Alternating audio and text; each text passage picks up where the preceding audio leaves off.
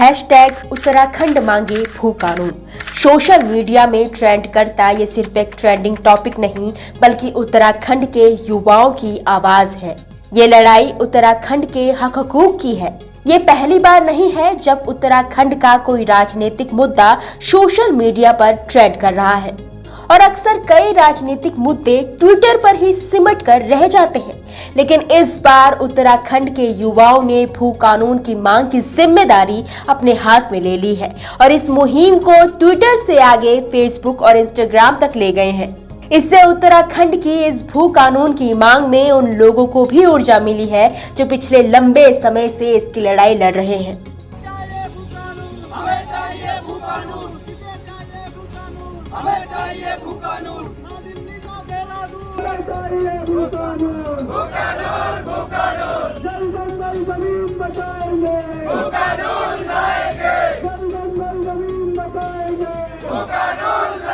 आखिर उत्तराखंड क्यों मांगे भू कानून? दरअसल उत्तराखंड जैसे छोटे और पहाड़ी राज्य के गांव कम होते रोजगार और पलायन के बाद यहां पर लगातार अन्य राज्य के लोगों का आगमन चरम पर है, जिसके कारण यहां बड़ी संख्या में जमीनें खरीदी और बेची जा रही हैं। फिलहाल उत्तराखंड में कोई भी सख्त भू कानून लागू नहीं है। इसका सीधा मतलब है कि यहाँ आकर कोई भी कितनी भी जमीन अपने नाम से खरीद सकता है। पहाड़ी राज्यों में सस्ते दामों पर जमीन खरीदकर उसे अन्य राज्य के लोग अपने फायदे के लिए इस्तेमाल कर रहे हैं। लोगों का आरोप है कि उत्तराखंड के पहाड़ी इलाकों में भारी हस्तक्षेप से यहाँ की संस्कृति को बड़ा खतरा है, इसलिए अब यहाँ एक सख्त भू कानून की जरूरत है। लेकिन ऐसा नहीं है कि उत्तराखंड बनने के बाद यहाँ कोई भी भू कानून लागू नहीं था। राज्य बनने पर उत्तराखंड में उत्तर प्रदेश का भूमि अधिनियम लागू रहा। इस वजह से अन्य राज्यों के निवासियों के भूमि खरीद फरोख्त पर पाबंदी नहीं थी। राज्य बनने के साथ ही भूमि की खरीद फरोख्त का सिलसिला तेज हो गया था। उद्योगों के लिहाज से तब तकरीबन बेहद कमजोर स्थिति में रहे उत्तराखंड में जमीनों का धंधा परवान चढ़ा। ऐसे में तमाम संगठनों ने भू कानून को सख्त बनाने की मांग तेज की। नतीजतन तिवारी सरकार ने 2003 में उत्तर प्रदेश जमींदारी उन्मूलन और भूमि व्यवस्था सुधार अधिनियम 1950 अनुकूल एवं उपरांतरण आदेश 2001 अधिनियम की धारा 154 में संशोधन कर बाहरी व्यक्ति को आवासीय उपयोग के लिए 500 वर्ग मीटर भूमि खरीदने की अनुमति दी। साथ ही कृषि भूमि की खरीद पर सशर्त पाबंदी लगा दी। 12.5 एकड़ तक कृषि भूमि खरीदने की अनुमति देने का अधिकार जिला अधिकारी को दिया गया। साथ ही चिकित्सा, स्वास्थ्य, औद्योगिक उपयोग के लिए भूमि खरीदने की सरकार से अनुमति लेने की व्यवस्था बनाई गई। इसके साथ यह प्रतिबंध लगाया गया कि जिस प्रोजेक्ट के लिए भूमि ली गई है उसे 2 साल में पूरा करने की शर्त रखी गई। इसमें यह ढील दी गई कि प्रोजेक्ट पूरा नहीं होने की स्थिति में कारण का हवाला देकर इसमें विस्तार लिया जा सकेगा। वहीं तिवारी सरकार में उत्तराखंड को इंडस्ट्रियल पैकेज मिला तो औद्योगिक उपयोग के लिए कृषि भूमि की बड़े पैमाने पर खरीद की गई। राज्य में बड़ी संख्या में नए उद्योग लगे। इस अवधि में भूमि की खरीद फरोख्त ज्यादा हुई। ऐसे में भूमि कानून पर सख्ती बरतने की पैरवी में कई संगठन उतर पड़े। नतीजतन तिवारी सरकार का कार्यकाल पूरा होने के बाद खंडूरी सरकार ने 2007 में भू कानून में संशोधन कर उसे कुछ और सख्त बना दिया। 500 वर्ग मीटर भूमि खरीद की अनुमति को घटाकर 250 वर्ग मीटर कर दिया गया। हालांकि भू कानून को लेकर पिछली तिवारी सरकार के अन्य प्राविधान बदस्तूर लागू रहे।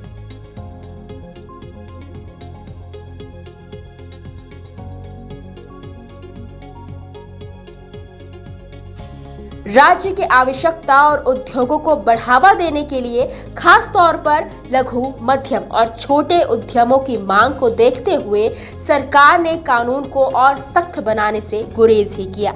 लेकिन दूसरे महत्वपूर्ण संशोधन के तकरीबन 10 साल बाद प्रचंड बहुमत से सत्ता में आई त्रिवेंद्र सिंह रावत सरकार ने साल 2017 में भू कानून में अहम संशोधन किया।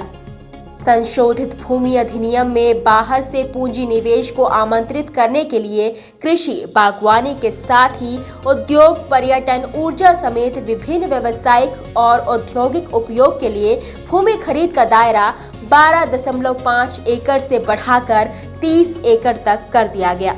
कुछ मामलों में 30 एकड़ से ज्यादा भूमि खरीदने की व्यवस्था भी है। भूमि कानून के इसी मौजूदा अधिक लचीले स्वरूप के खिलाफ इंटरनेट मीडिया पर आवाज बुलंद हो रही है। हमें चाहिए भू कानून, हमें चाहिए भू कानून, हमें चाहिए भू कानून, हमें चाहिए भू कानून। आज हम देहरादून की जगह जगहों में अपना स्पीकर अभियान चला रहे हैं, जिसमें हम उत्तराखंड में आगे भूमि कानून को स्पीकर को जगह जगह चिपकाएंगे और लोगों को जागरूक करेंगे। ये हमें अपनी एग्रीकल्चर लैंड को प्रोटेक्ट करना है, क्योंकि इस हिसाब से हमारे जिस हिसाब से देखा जाए कुछ सालों से हमारा एग्रीकल्चर लैंड पूरा कम होता जा रहा है। तो हम चाहते हैं कि एग्रीकल्चर लैंड बचे, हमारी संस्कृति बचे, हमारा कल्चर प्रोटेक्ट रहे। हर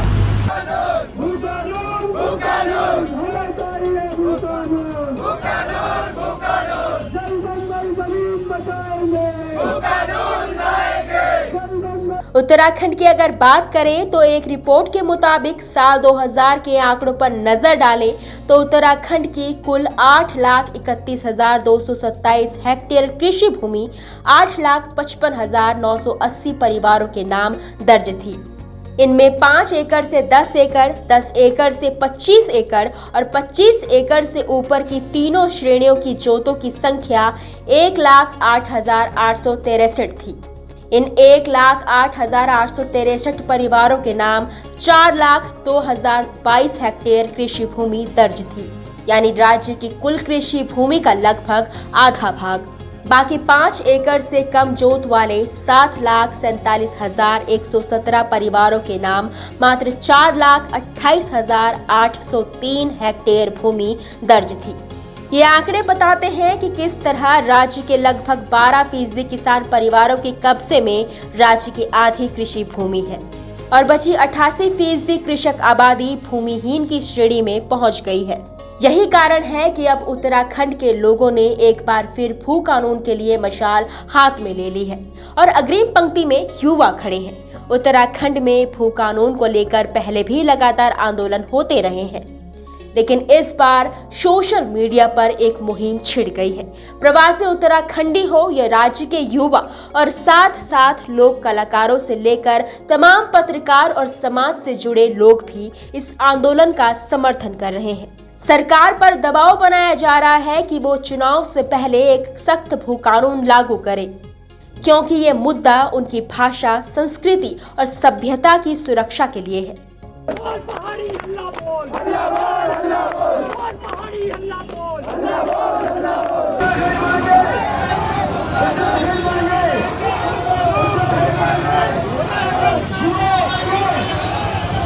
उत्तराखंड में भू कानून बहुत ज़रूरी है, क्योंकि हमारे उत्तराखंड में इस बार देखने में आया है कि बहुत सारी ज़मीनें जो हैं वो बाहर के लोगों के हाथ में चली गई हैं और ख़ुद यहाँ के लोग जो हैं वो केवल चौकीदार बन कर के रह गए हैं।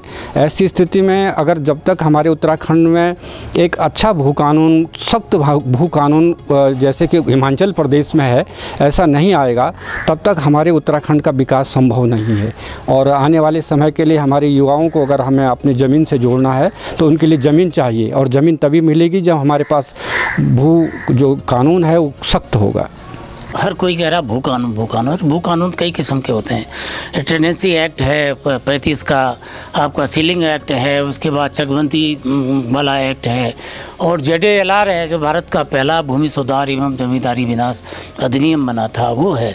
तो ये जो ज़्यादा चर्चा चली है उस जमींदारी विनाश एवं भूमि सुधार अधिनियम 1950 के बारे में हो रहा है, जो कि उत्तर प्रदेश से विभाजन के बाद उत्तराखंड ने भी उसको एडॉप्ट किया था। और उसमें कई सारे संशोधन होने की वजह से शुरू में तो ठीक ठीक था, लेकिन 2017 के बाद उसमें इतने संशोधन हो गए हैं कि वो निरर्थक हो गया है।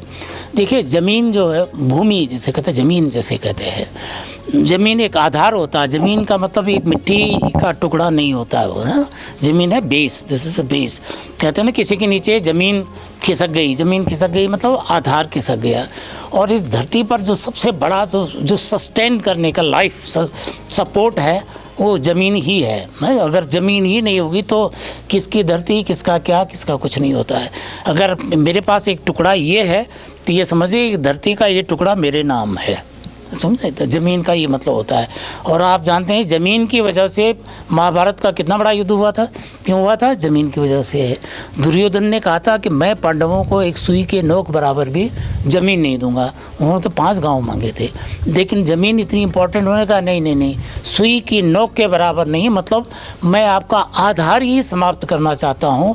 आप ज़िंदगी जब तक रहे जंगलों में भटकते रहो और कहीं स्थायी ना हो पाए।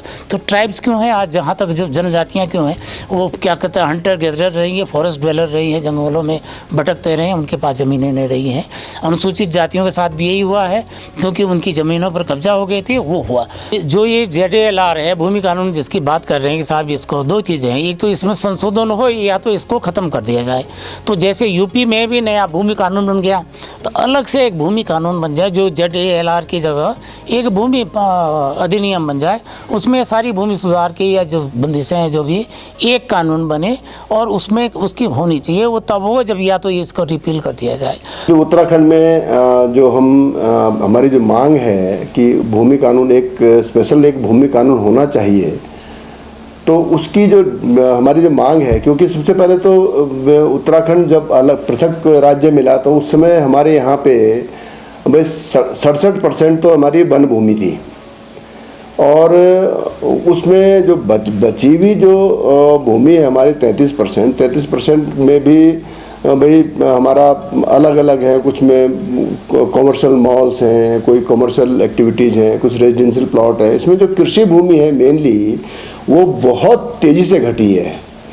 हमारे जो पहाड़ हैं वो, क्योंकि उसकी तरफ हम ध्यान नहीं दे पाए, गवर्नमेंट ध्यान नहीं दे पाई, लोग वहाँ से छोड़ के वहाँ से जा रहे हैं, और धीरे धीरे करके जो पलायन जो है वो शून्य की ओर जा रहा है। यानी कि हमारा पहाड़ जो है वो बिल्कुल शून्य आबादी का होने जा रहा है धीरे धीरे करके।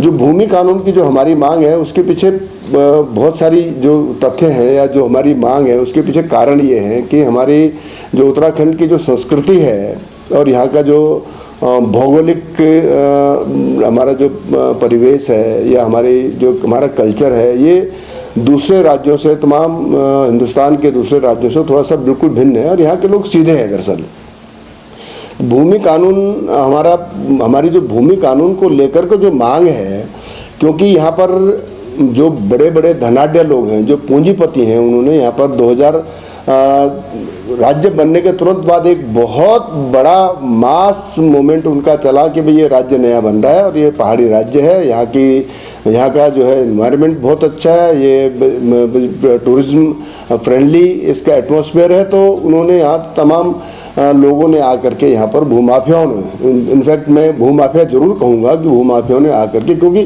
जिसको खरीदना उसके लिए तो हम भाई 250 मीटर जगह बहुत होती है, एक मकान बनाने के लिए 250, 300, 400 मीटर ज़मीन होती है, लेकिन बीघों में उन्होंने ज़मीनें शुरू कर दी खरीदनी। 50 बीघे, 60 बीघे, 70 बीघे, 100 बीघे ज़मीन उन्होंने खरीदनी शुरू कर दी। उत्तराखंड के लाखों लोगों के अलावा अब इस मुद्दे को अन्य कई लोगों का समर्थन भी मिल रहा है।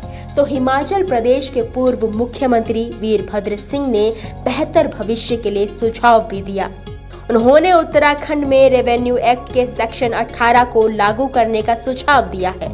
उनके मुताबिक अगर यह एक्ट प्रदेश में लागू होगा तो कोई कृषि जमीन की खरीद फरोख्त नहीं कर सकेगा, फिर चाहे वो बाहरी हो या स्थानीय। वहीं फिल्म अभिनेता हेमंत पांडे ने भी उत्तराखंड में भू कानून लागू करने की वकालत की है। फिल्म अभिनेता पांडे ने मुंबई से सोशल मीडिया पर एक वीडियो जारी किया। 4.25 मिनट के वीडियो में उन्होंने कहा कि राज्य के लिए भू कानून बहुत जरूरी है। उत्तराखंड में भू कानून लागू हो, जो हमारे लिए हो सकता है आपके मेरे जीवित रहते तक इसका कोई आपको फायदा नजर ना आए, लेकिन देखते ही देखते 2, 4, 5, 10 सालों में आप हम सब लोग ये देख जाएंगे कि हमारी जो आने वाली पीढ़ी है, नई जो जनरेशन है, उसके पास खाली हमारा उत्तराखंड कहने के लिए एक शब्द या एक नाम रह जाएगा, उसकी ज़मीन जा चुकी होगी। डबल वाले ने कमी ना, कोई कमी नहीं है पैसे वालों की। 1 मिनट में देश खरीद दें, ऐसे लोग हैं हमारे देश में, और ऐसे लोग हैं जो 1 मिनट में उत्तराखंड खरीद लें, और 1 मिनट में किसी नेता या किसी बड़े मुख्यमंत्री या किसी को भी खरीद लें। वो पैसे वालों की कमी नहीं है। बात है अभी अपने आप को जगाने की। हम देश की आज़ादी के वक्त नहीं थे, कोई बात नहीं, लेकिन ये एक भयंकर आज़ादी का समय आ गया जिसमें हमने अपनी मातृभूमि की रक्षा करनी है। इसके साथ ही विपक्षी दलों ने भी जोर शोर से भू कानून के मुद्दे को उठाना शुरू कर दिया है। कांग्रेस सख्त भू कानून के समर्थन में उतर चुकी है। जनता तक मैसेज पहुंचाया जा रहा है कि अगर हम सत्ता में आए तो उनकी मांग को पूरा करेंगे। वहीं कांग्रेस नेता और पूर्व मुख्यमंत्री हरीश रावत ने भी इस मुद्दे को सोशल मीडिया में खूब समर्थन दिया है।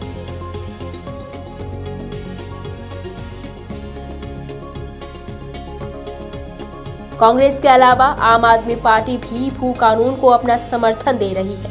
इसके अलावा यूकेडी और अन्य छोटे दल भी इस कानून का समर्थन कर रहे हैं, क्योंकि विधानसभा चुनाव होने में अब कुछ ही महीनों का समय बाकी है।